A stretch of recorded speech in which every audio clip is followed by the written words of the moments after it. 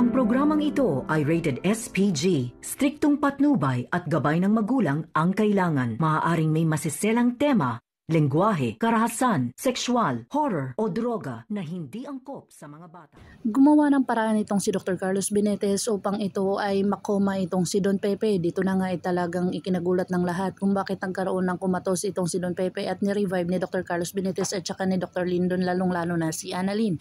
Dito na talaga iyak na iyak si Annalyn dahil sinisi na naman siya ni Zoe sa lahat ng mga pangyayari at talagang prosegido itong si Giselle na malaman ang buong katotohanan at pinakuhanan niya ng fingerprints itong si Moira.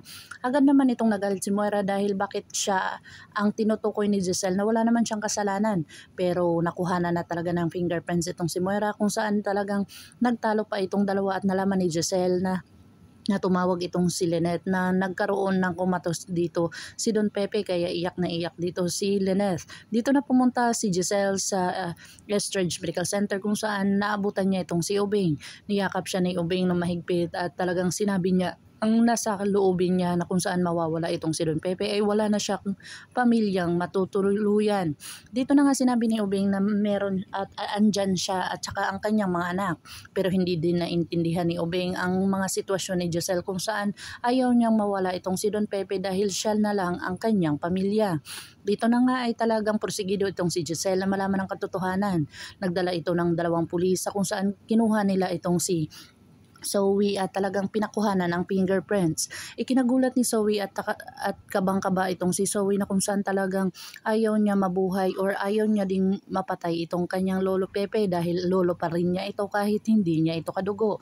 Dito na nga ay talagang porsigido at talagang positibo itong si Giselle at talagang nakuhanan na naman ng fingerprints itong si Zoe.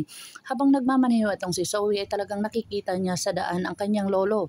Dito na nga kaya binabalikan si Zoe ng kanyang mga konsensya na kung saan parang mababaliw si Zoe sa lahat ng kanyang mga ginagawa. At talagang gumagawa ng paraan itong si Dr. Carlos Benitez upang mapagtakpan ang kanyang anak.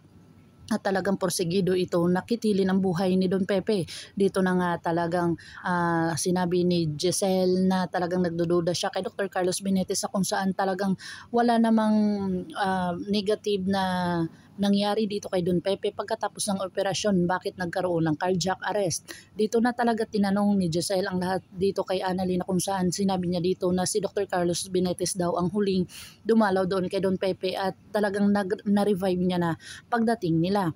Dito na nga kaya malalaman nila ang buong katotohanan na si Dr. Carlos Benitez ang gumawa ng paraan para ito ay makoma, na talagang kinausap talaga dito ni Dr. Carlos Benitez itong si Don Pepe at talagang ikinagulat niya ang pagkagising ni Don Pepe.